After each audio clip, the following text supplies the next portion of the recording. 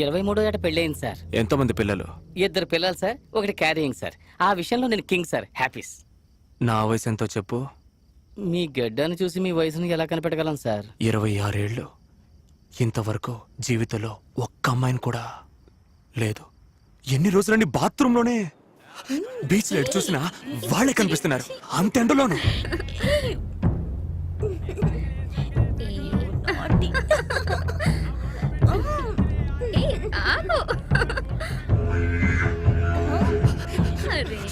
ఆ రోజు ఎండ 2 డిగ్రీలు ఎక్కువే మండింది. నటినెత్తిన డామ్ అనేదో పేలినట్టయింది. తీశాను, కాల్చాను.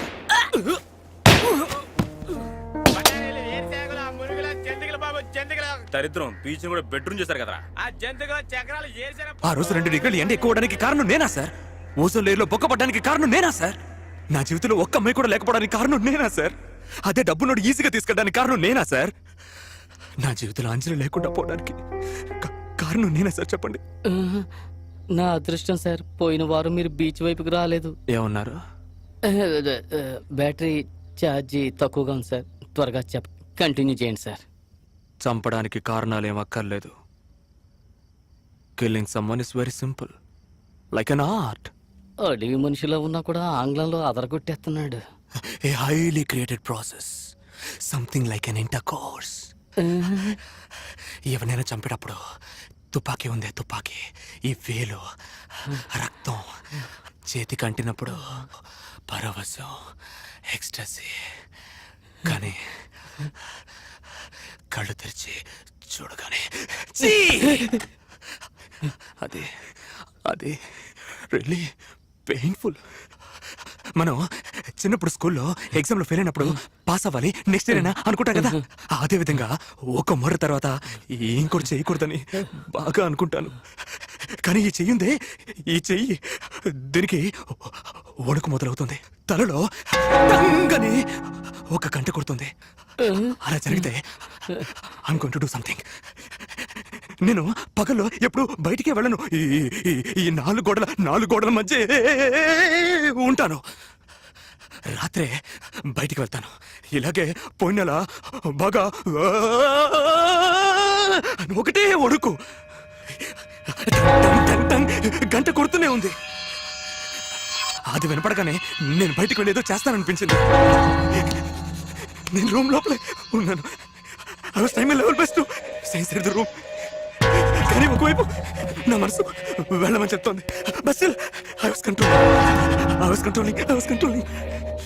కానీ ఆ రోజు బాగా ఎక్కువైంది.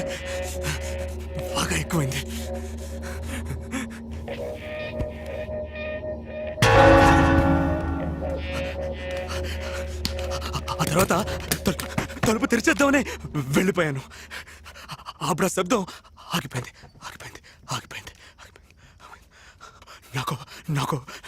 నాకు మళ్ళీ ఆ శబ్దం వినపడుతుందేమోనని భయం.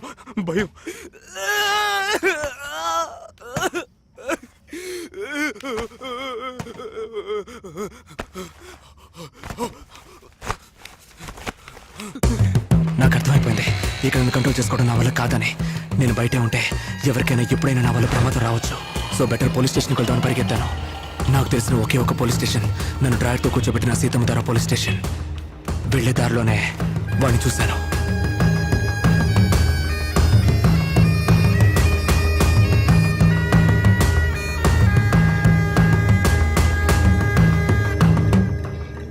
బాయ్, సెల్ ఫోన్ బయట పెట్టామండి, తీసి లోపల పెట్టవా? వెంట్రుకతో సమానంగా బతికేవాడు మనిషి కాదు, మానం మన ప్రాణం.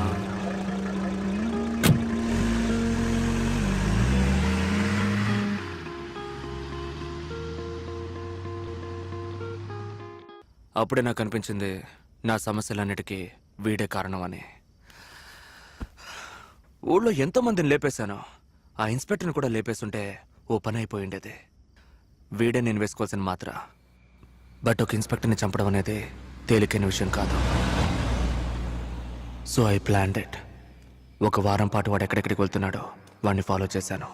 అప్పుడే కనిపెట్టాను, ఊళ్ళో ఉన్న బార్లన్నీ మూసేసి ఒక పబ్లిక్ గ్రౌండ్ లో జీప్ ఆపి ఓయ్, ఏమిటయ్యా నత్త అందులో నడక? ఒక బార్ ఓపెన్ చేసి ఎంతసేపు వచ్చాను? జాలీగా ఉంటున్నాడని.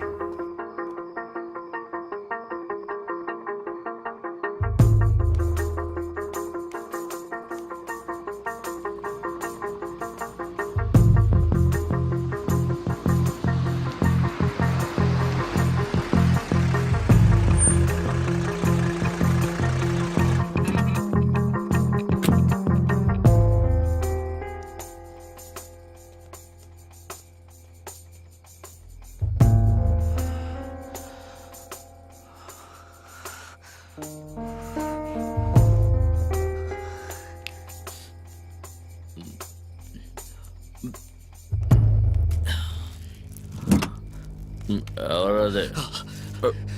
వెంట్రుకతో సమానంగా బతికేవాడు మనిషి కాదు అన్నారు మన పెద్దలు.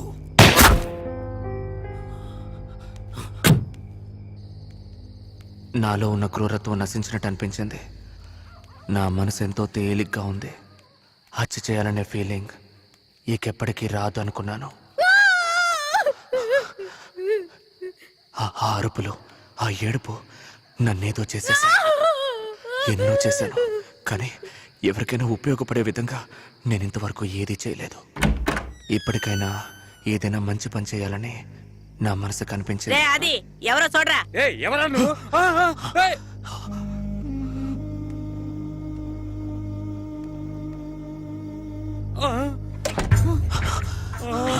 వెనకొచ్చే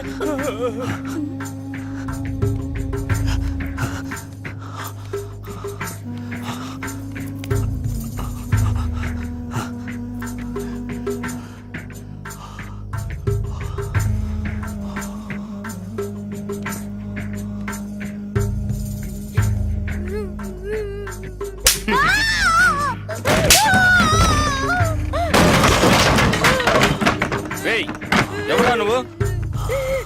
అడుగుతుండే చెప్పవే. అడుగుతున్నానుగా చెప్పవే. ఏయ్, ఎందుకురా కొడుతున్నా? 4000 ఇచ్చాను, ఏమైనా చేస్తాను, మూసుకొని పోరా.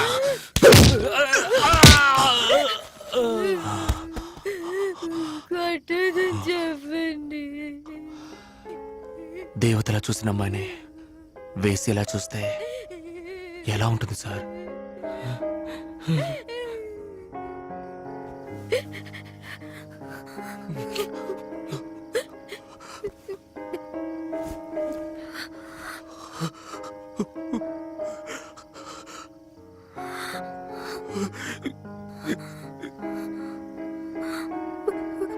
ప్రభా, ఏయ్, నన్నే కొడతావా? బయటికి పోరా. పోరా, పో బయటికి. పోరా, పొమ్మన్నానుగా.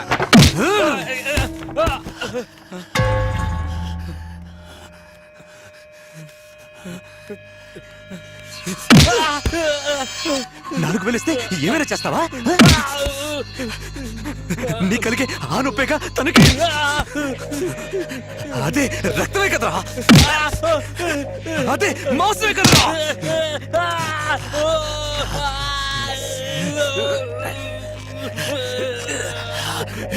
చూడు చూడు చూడు.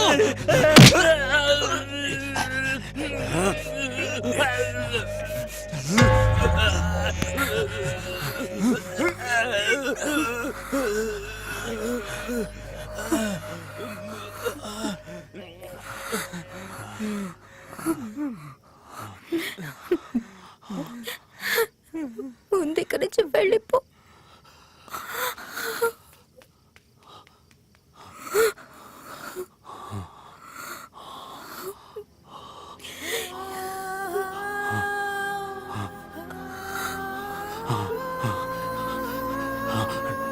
నువ్వు నాతోరా, నాతోరా. నిజంగానే చెప్తున్నావా?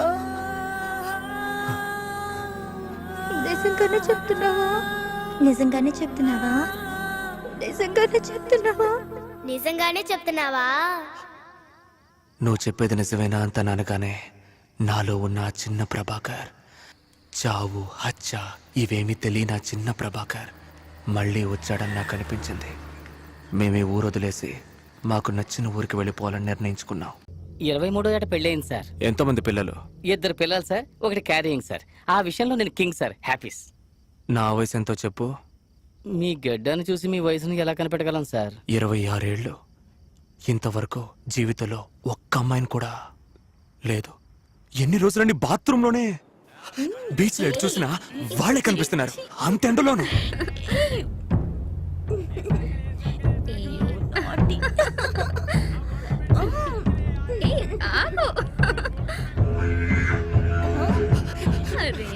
ఆ రోజు ఎండ 2 డిగ్రీలు ఎక్కువే మండింది. నడినెత్తిన దామనేదో పేలినట్టయింది. తీశాను, కాల్చాను.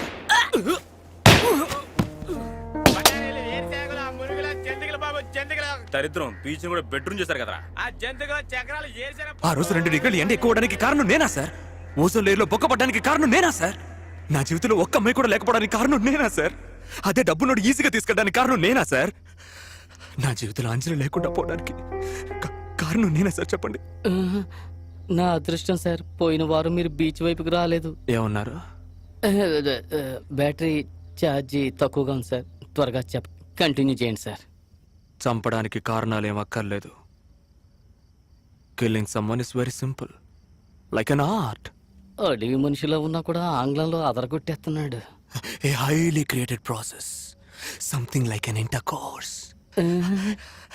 ఎవరైనా చంపేటప్పుడు తుపాకీ ఉందే తుపాకీ, ఈ వేలు రక్తం చేతికి అంటినప్పుడు పరవశం, ఎక్స్టసీ. కానీ కళ్ళు తెరిచి చూడగానే ఛీ! అది అది రియల్లీ పెయిన్ఫుల్. మనం చిన్నప్పుడు స్కూల్లో ఎగ్జామ్లో ఫెయిల్ అయినప్పుడు పాస్ అవ్వాలి, నెక్స్ట్ ఇయర్ అయినా అనుకుంటా కదా. అదే విధంగా ఒక మొర్ర తర్వాత ఇంకోటి చేయకూడదని బాగా అనుకుంటాను. కానీ ఈ చెయ్యిందే, ఈ చెయ్యి దీనికి వణుకు మొదలవుతుంది. తలలో డంగని ఒక గంట కొడుతుంది. అలా జరిగితే I'm going to do something. నేను పగల్లో ఎప్పుడు బయటికే వెళ్ళను. ఈ నాలుగు గోడల మధ్య ఉంటాను. రాత్రే బయటికి వెళ్తాను. ఇలాగే పోయిన నెల బాగా ఒకటే ఒడుకు గంట కొడుతూనే ఉంది. అది వినపడగానే నేను బయటికి వెళ్ళేదో చేస్తాననిపించింది. నేను రూమ్ లోపలే ఉన్నాను. I was trying my level best to stay inside the room. కానీ ఒకవైపు నా మనసు వెళ్ళమని చెప్తోంది. But still, I was controlling. కానీ ఆ రోజు బాగా ఎక్కువైంది.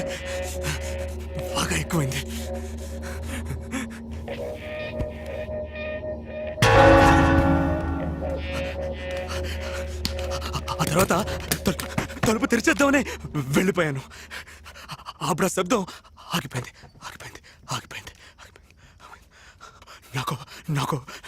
నాకు మళ్ళీ ఆ శబ్దం వినపడుతుందేమోనని భయం.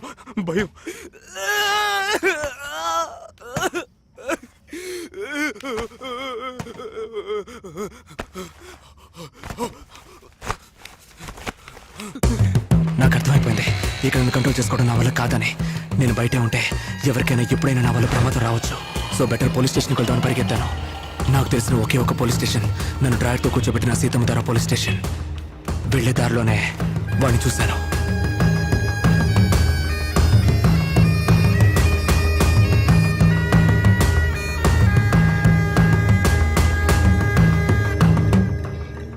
బాయ్, సెల్ ఫోన్ బయట పెట్టావేంటి? తీసి లోపల పెట్టవా? వెంట్రుకతో సమానంగా బతికేవాడు మనిషి కాదు, మానం మన ప్రాణం.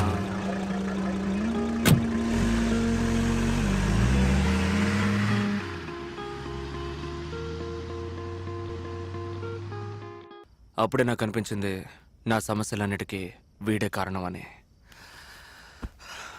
ఊళ్ళో ఎంతోమందిని లేపేశాను. ఆ ఇన్స్పెక్టర్ని కూడా లేపేస్తుంటే ఓ పని అయిపోయిండేది. వీడే నేను వేసుకోవాల్సిన మాత్ర. బట్ ఒక ఇన్స్పెక్టర్ని చంపడం అనేది తేలికైన విషయం కాదు. So I planned it. ఒక వారం పాటు వాడు ఎక్కడెక్కడికి వెళ్తున్నాడో వాడిని ఫాలో చేశాను.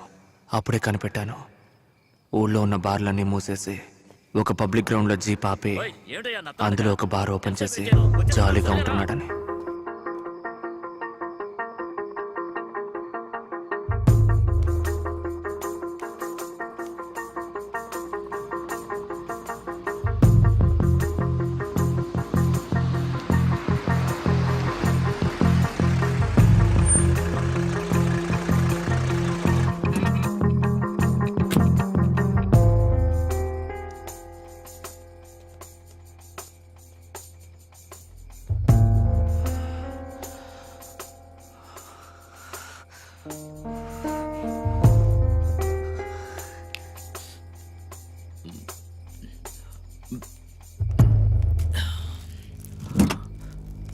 ఎవరది? వెంట్రుకతో సమానంగా బతికేవాడు మనిషి కాదు అన్నారు మన పెద్దలు.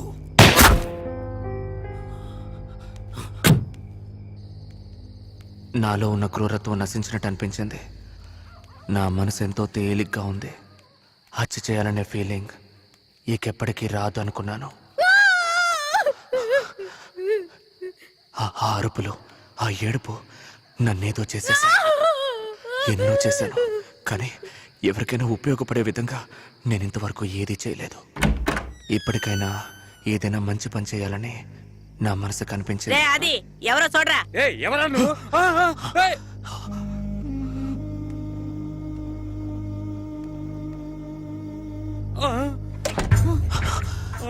అక్కడ వెనకొచ్చే.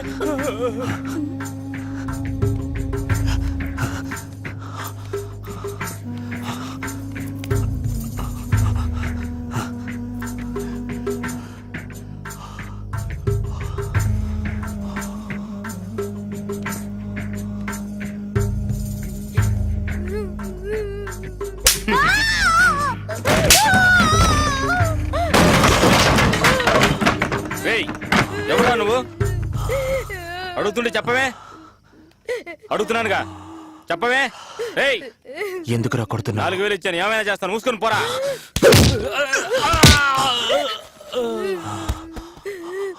కొట్టదని చెప్పండి. దేవతలా చూసిన అమ్మాయిని వేసేలా చూస్తే ఎలా ఉంటుంది సార్?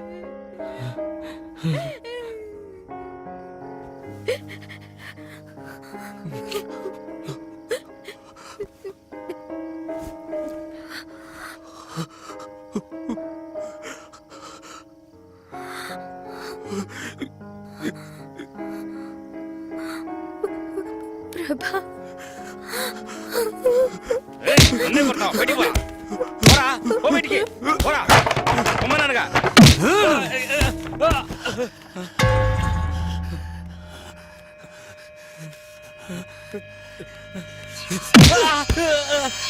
నాలుగు వేలిస్తే ఏమైనా చేస్తావా?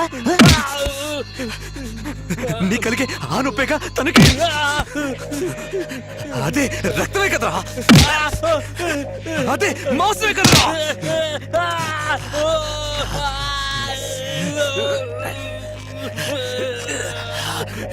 చూడు చూడు చూడు.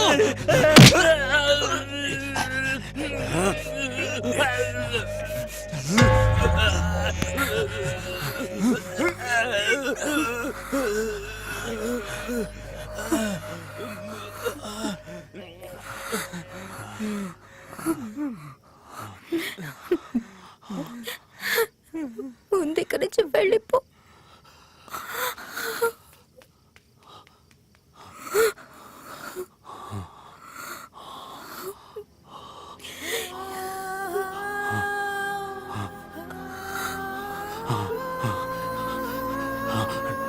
నువ్వు నాతోరా, నాతోరా. నిజంగానే చెప్తున్నావా? నిజంగానే చెప్తున్నావా? నిజంగానే చెప్తున్నావా? నిజంగానే చెప్తున్నావా? నిజంగానే చెప్తున్నావా? నువ్వు చెప్పేది నిజమేనా అంత అనగానే నాలో ఉన్న ఆ చిన్న ప్రభాకర్, చావు హత్య ఇవేమీ తెలియని ఆ చిన్న ప్రభాకర్ మళ్ళీ వచ్చాడని నాకు అనిపించింది. మేమే ఊరు వదిలేసి మాకు నచ్చిన ఊరికి వెళ్ళిపోవాలని నిర్ణయించుకున్నాం.